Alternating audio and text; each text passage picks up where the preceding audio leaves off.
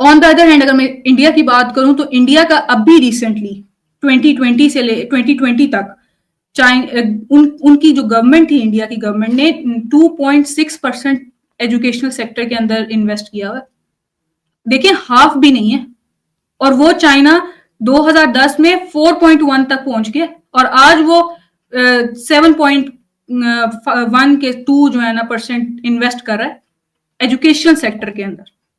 ठीक है। On the other hand अगर मैं उनकी मजीद पॉलिसीज की बात करूं, 3-4 ऐसी पॉलिसीज हैं, जैसे टाउन एंड विलेज जो इंटरप्राइजेस की इनकी जो पॉलिसी थी, जिसमें उन्होंने ना सिर्फ अर्बन एरियाज के अंदर तो पर्टिकुलरली इन्वेस्टमेंट थी ही, और हो भी रही थी, ठीक है, रूरल एरियाज को भी नहीं छोड़ा। अगर आज आप चाइना चले जाएं, उनके एक मॉल में चले जाएं, उनका जो फर्स्ट फ्लोर है वो हमारा जो फर्स्ट फ्लोर है वो उनका क्या कहते हमारा जो क्या कहते हैं सॉरी हमारा जो क्या कहते हैं, हम अगर जहाँ पे खड़े हुए हैं ग्राउंड फ्लोर जो हमारा है, उनका वो जो है क्या कहते हैं, कहीं ना कहीं फर्स्ट फ्लोर आ जाता है। वो इस तरीके से इन्वेस्ट कर रहे हैं। ठीक है। ऑन द अदर हैंड अगर मैं बात कर लूं कंपनीज की, अब मैंने कहा रूरल एरियाज के अंदर इन्होंने इन्वेस्ट किया। ठीक है। आप देखें हवाई और दूसरी जो कंट्री है, कंपनीज हैं, कार ऑटोमोबाइल कंपनी ले लें, BYD ले लें, ठीक है, जो आज दुनिया की नंबर 1 टॉप लॉन्च कंपनीज में आती है चाइना की। ठीक है। वो रूरल एरिया से स्टार्ट हुई थी। ठीक है। और आज आप उनका जो है ना इंपोर्ट एंड एक्सपोर्ट का रेशो देखें। ठीक है। ऑन द अदर हैंड देखिए डेंग शॉपिंग ने ये तो देख लिया था कि कहीं ना कहीं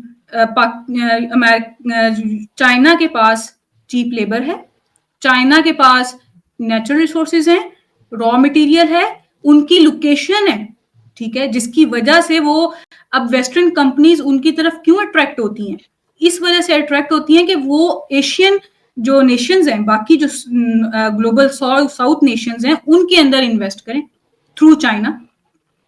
शुरू में डेंग शॉपिंग ने 1987 के अंदर एक ऑटोमोबाइल कंपनी के साथ जो है ना उनको कहा कि आप हमारे मुल्क में आए, इन्वेस्टमेंट करें, हम आपको कैपिटल प्रोवाइड करेंगे, कैपिटल हमारा, इन्वेस्टमेंट आपकी। ठीक है। और उस वक्त अगर मैं बताऊं वो कंपनी थी वॉक वैगन, जो कार की कंपनी, कार्स कंपनी है, जो वेस्टर्न कंपनी है, वो आके जो है ना इन्होंने इन्वेस्टमेंट की थी चाइना के अंदर। ठीक है। अब चाइनीज पीपल देखें कितने स्मार्ट है कि उन्होंने, मैं जो चीप लेबर कह रही हूं, इन्होंने चीप लेबर को स्किल लेबर के अंदर चेंज किया, ट्रांसफॉर्म किया।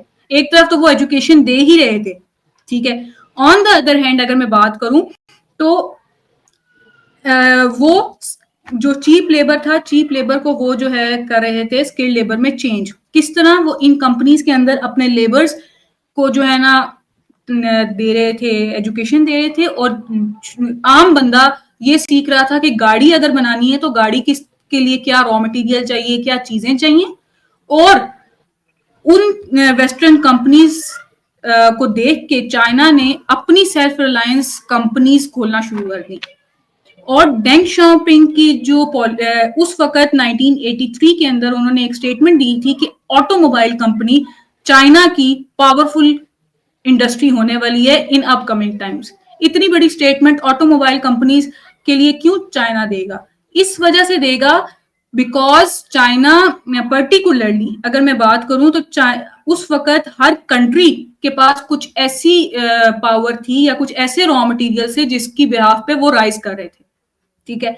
चाइना ने एनालाइज किया और ये देखा कि ऑटोमोबाइल कंपनी के अंदर तो अभी तक किसी को इस तरीके से ग्रिप नहीं है। ठीक है। डेंग शॉपिंग ने तब करके ये इतनी बड़ी जो स्टेटमेंट थी वो तब दी थी।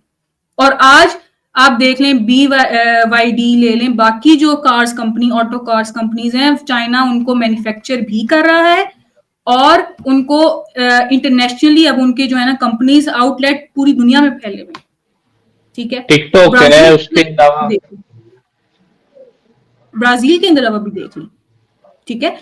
उसके अलावा अब ये देखें, मैं समझती हूं चाइना ने सही तरीके से अपने जो चीप लेबर्स थे उनको भी प्रॉफिट दिया, और उनको भी कहीं ना कहीं उनकी वजह से चाइना का जो जीडीपी है, आज चाइना 9.4 ट्रिलियन डॉलर्स की जो इकोनॉमी है, और according to some economist, Chinese economist, वो कह रहे हैं कि 19.9 ट्रिलियन या 20 trillion till the end of this year, और नेक्स्ट ईयर चाइना जो है ना इकोनॉमिक राइज होगा उसका। कैसे? ऐसे कि उन्होंने ना, अच्छा, अब चाइना इधर एक ड्यूल पॉलिसी या ड्यूल स्ट्रेटेजी आप कह लें खेलता है, कि जो उन्होंने डोमेस्टिकली तो उन्होंने अपने लोगों का किया ही, अपना उनका फायदा तो किया ही, उनका लिविंग स्टैंडर्ड बढ़वाया, उन चीप लेबर्स को जो है ना उनको, अब वो चीप लेबर्स नहीं रहे, अब वो स्किल्ड लेबर बन गए, उनको टेक्निकल और विकॉटल जो स्किल्स थी वो उस टाइम से देते आ रहे हैं, ठीक है। और आज आप देखें, बेल्ट एंड रोड इनिशिएटिव ले लें, जिसकी वजह से आज यूरोप, चाइना, यूरोप से और लेटिन अमेरिका से, एशिया से, एज वेल एज अफ्रीका से कनेक्टेड है। ये सारे ग्लोबल साउथ कंट्रीज हैं। यूरोप को के अंदर थोड़ी बहुत निकाल दें, उसके अलावा ग्लोबल साउथ नेशंस है, ठीक है। फिर आप ये देखें कि मैंने रिसेंटली अपनी वीडियोस के अंदर एशिया के ऊपर तो बहुत ज्यादा चाइना की इन्वेस्टमेंट की बात की है, लेकिन यूरोप और वेस्टर्न कंट्रीज के बारे में मैंने बात नहीं की, तो मैं जरा उस पर रोशनी डालूं तो चाइना फिलहाल यूरोपियन कंट्रीज के अंदर कहीं ना कहीं इस year 340 to 360 billion dollars invest कर चुका है in energy, renewable energy, EV, supply chain, logistics के अंदर और ग्रीन टेक्नोलॉजी के अंदर। ऑन द अदर हैंड, जहां चाइना की जो कंपनीज अमेरिका के अंदर रन हो रही हैं, वो दोनों कंट्रीज फायदा उठा रही हैं, लेकिन बाकी जो यूरोपियन कंट्रीज हैं, यूरोपियन कंट्रीज को अगर आप देखें तो यूरोपियन कंट्रीज की अभी recently this year European country में चाइना ने 25 टू 28 ट्रिलियन डॉलर्स जो है ना इन्वेस्ट किए इन